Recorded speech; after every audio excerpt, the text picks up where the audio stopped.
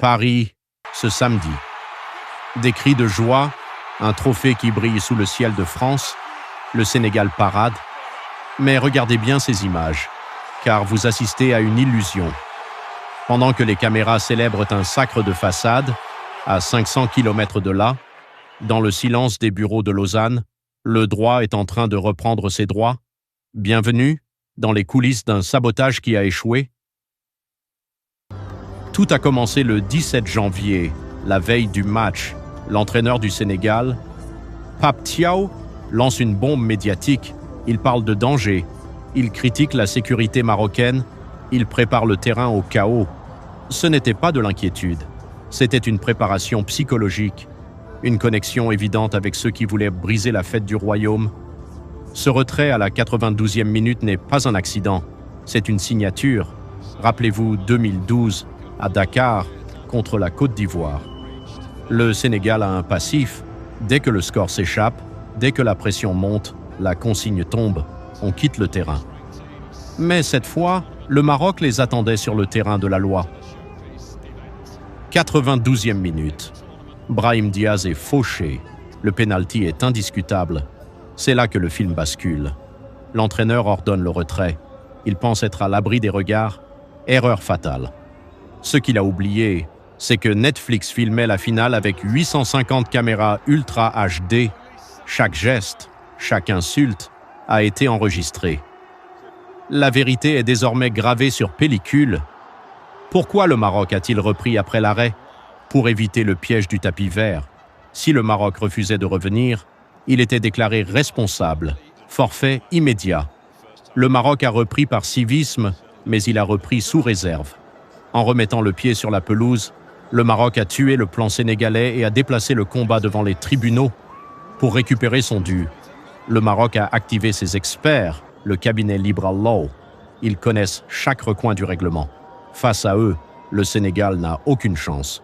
Le 17 mars, la CAF a tranché 3-0 pour le Maroc. Parader avec un trophée que l'on refuse de restituer, en droit, c'est une faute lourde.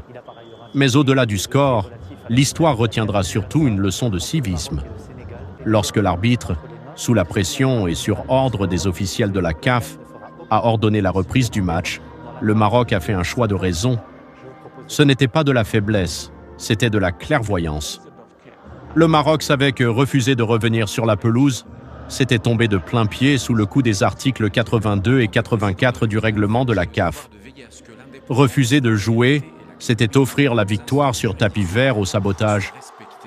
La fête de Paris est une parade sans lendemain. Le titre ne se joue plus dans les stades. Il est déjà écrit dans les registres de Lausanne. En reprenant sa place avec dignité, le royaume a prouvé que l'on ne gagne pas contre les règles, mais par les règles. Le civisme marocain a transformé un piège de cristal en une vérité judiciaire indiscutable. Le Maroc n'est pas seulement champion sur le terrain, il l'est par son respect sacré des institutions. Bienvenue sur The Verdict et Vérité. Ici, nous ne commentons pas les émotions, nous auditons les faits. Dans cette finale de la CAN 2025, un point doit être gravé dans le marbre. Le Maroc a scrupuleusement respecté la loi du football. En reprenant le match, malgré le chaos, le Royaume a agi avec un civisme exemplaire. Le Maroc a repris la partie tout en gardant son droit intact de contester officiellement la décision de l'arbitre, qui a failli à sa mission en ne distribuant pas les cartons jaunes réglementaires et en n'arrêtant pas le match.